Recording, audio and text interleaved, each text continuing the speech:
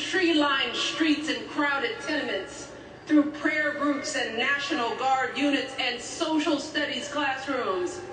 Those were the values my mother poured into me until her very last breath. Kamala Harris and I built our lives on those same foundational values.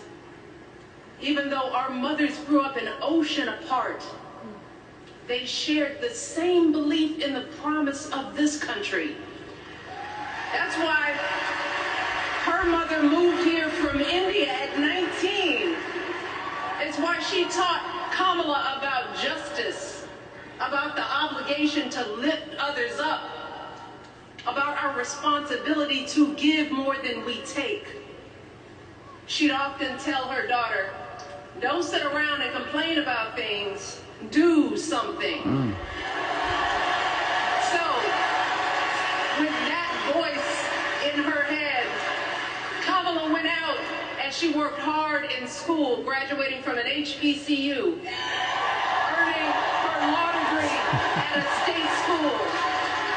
And then she went on to work for the people, fighting to hold lawbreakers accountable, strengthening the rule of law, fighting to get folks better wages, cheaper prescription drugs, a good education, decent health care, child care, elder care. From a middle-class household, Kamala worked her way up to become Vice President of the United States of America.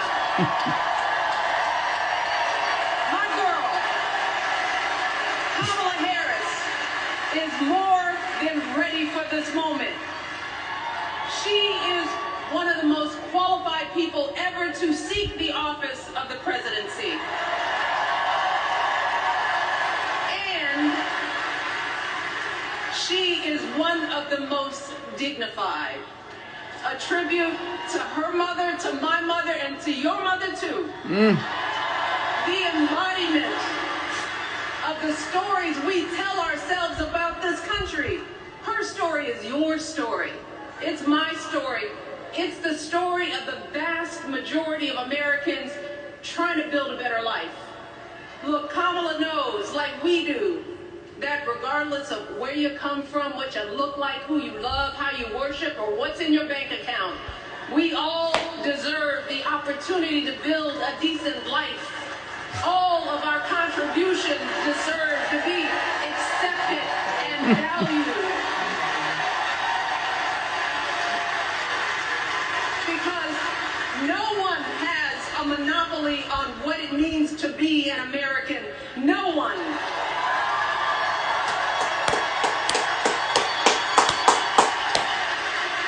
Kamala has shown her allegiance to this nation, not by spewing anger and bitterness, but by living a life of service and always pushing the doors of opportunity open to others. She understands that most of us will never be afforded the grace of failing forward. We will never benefit from the affirmative action of generational wealth.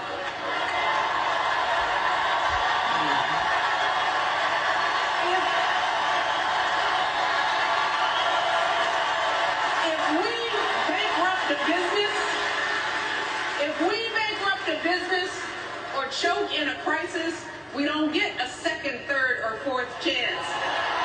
If things don't go our way, we don't have the luxury of whining or cheating others to get further ahead. No.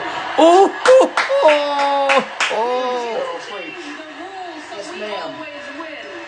If we see a mountain in front of us, we don't expect there to be an escalator waiting to take us.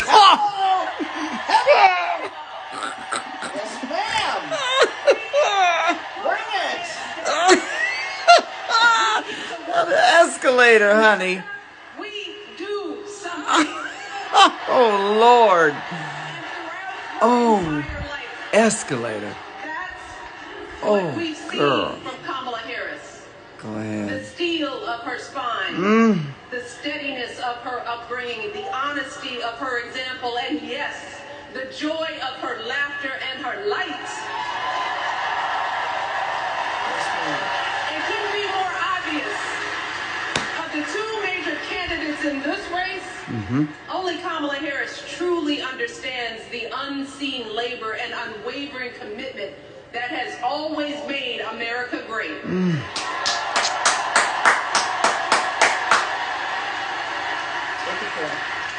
Now, unfortunately, we know what comes next.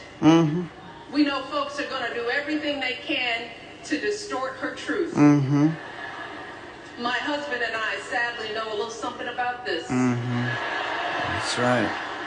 For years, Donald Trump did everything in his power to try to make people fear us. That's right.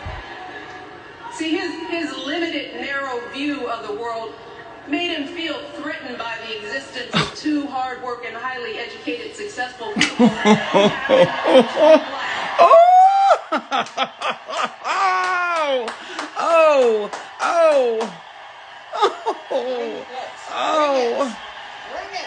Oh, she is living it, honey. Living it. I want to know. Who's going to tell him that the job he's currently seeking might just be one of those black jobs? Yes, ma'am.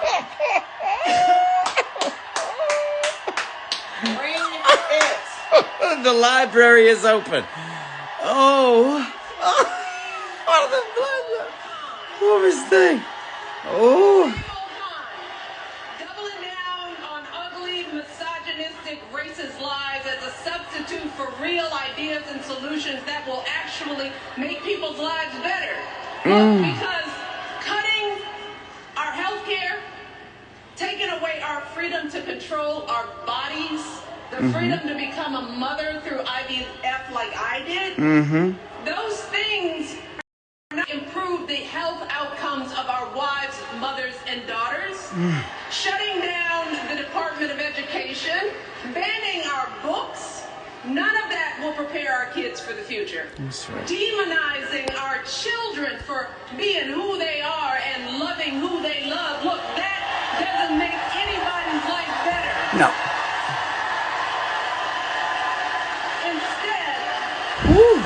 Instead, it only makes us small. And let me tell you this, going small is never the answer. Going small is the opposite of what we teach our kids. Going small is petty, it's unhealthy, and quite frankly, it's unpresidential. Oh. Now. Now. Oh. Why would any of us accept this from anyone seeking our highest office? Why will we normalize that type of backward leadership? Doing so only demeans and cheapens our politics. It only serves to further discourage good, big-hearted people from wanting to get involved at all. That's right. America, our parents taught us better than that, and we deserve so much better than that. That's why we must do everything in our power to elect two of those good, big-hearted people. There is no other choice than Kamala Harris and Tim Walz. No other choice.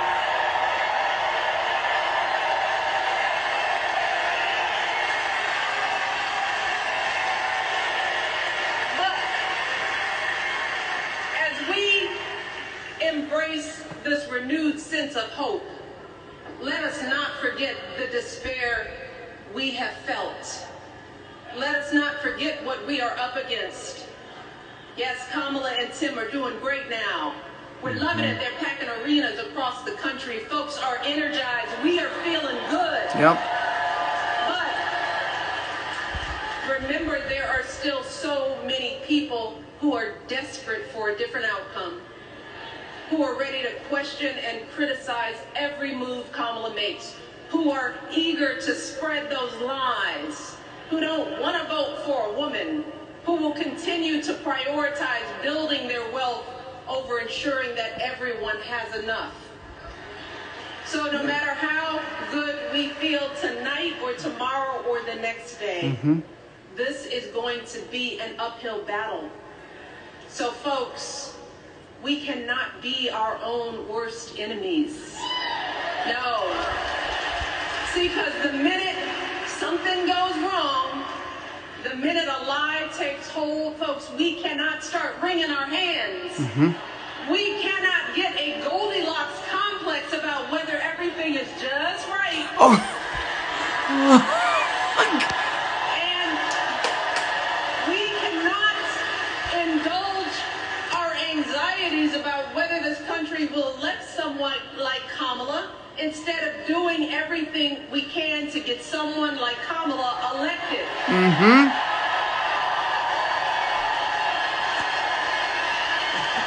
Kamala and Tim, they have lived amazing lives. And I am confident that they will lead with compassion, inclusion, and grace. But they are still only human. They are not perfect. And like all of us, they will make mistakes. But luckily, y'all, this is not just on them. No, this is up to us, all of us, to be the solution that we seek. It's up to all of us to be the antidote to the darkness and division. Look, I don't care how you identify politically, whether you're Democrat, Republican, Independent, or none of the above. This is our time to stand up for what we know in our hearts is right.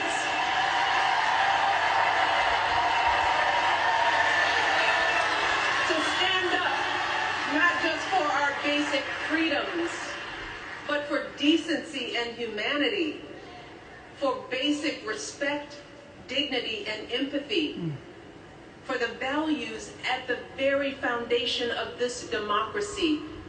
It's up to us to remember what Kamala's mother told her. Don't just sit around and complain. Do something. Do something. So, if they lie about her, and they will, we've got to Do something.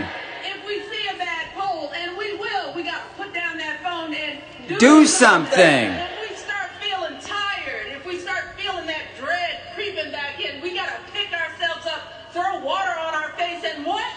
Do something. We only have 2.5 months, y'all, to get this done. Yes, ma'am. Only 11 weeks to make sure every single person right. we know That's is it. registered and has a voting plan. Do something. So, Honey. we Ha! cannot afford for anyone America to sit on their hands and wait to be called. That's right.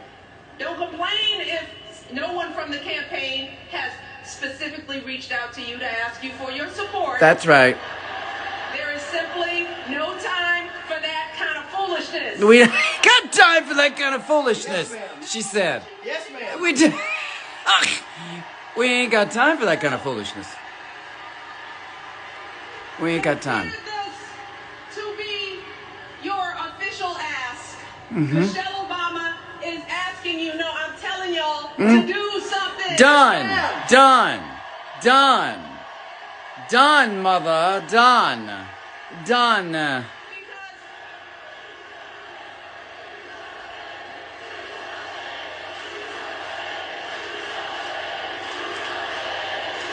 you all, this election is going to be close. In some states, just a handful, listen to me, a handful of votes in every precinct could decide the winner. So we need to vote in numbers that erase any doubt. We need to overwhelm any effort to suppress us. Our fate is in our hands. Oh. In 77 days, we have the power to turn our country away from the fear, division, and smallness of the past. We have the power to marry our hope with our action. We have the power to pay forward the love, sweat, and sacrifice of our mothers and fathers and all those who came before us. We did it before, y'all. Yep. We sure can do it again. Yep. Let us work like our lives depend on it. They do. Yes. And let us keep moving Yep. our country forward Huh. and go higher. Yes, always higher Huh. than we've ever gone before as we elect the next president and vice president of the United States, Kamala Harris and Tim Walz. Thank you all. Yes! Mother has spoken. She has spoken. That's it. Do something. Do something. Do something. Now, Do something. I go. Oh, she's not gone I yet, have one more honey. job tonight. Yes, ma'am. Yeah, go ahead. Yeah. Kiss. This. Go ahead. Job. Uh-huh. Yep. You all, thank you for all the love, Yes. but it is now my honor Yes. to introduce Yes. somebody Yes. who knows a whole lot about hope. Here we go. Someone who has spent his life strengthening our democracy, and let me tell you, as someone who lives with him, he wakes up every day, and thinks about what's best for this country. Please welcome America's 44th president and the love of my life, Barack Obama.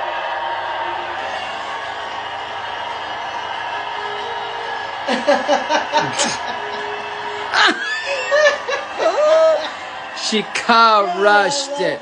She crushed it. Look at how happy he is that she crushed. She go. Oh look, look. Yeah, look. That's right. Look. Don't you let her go without that. That's right. Come on now. Yep. We'll be back. Do something. We'll be back.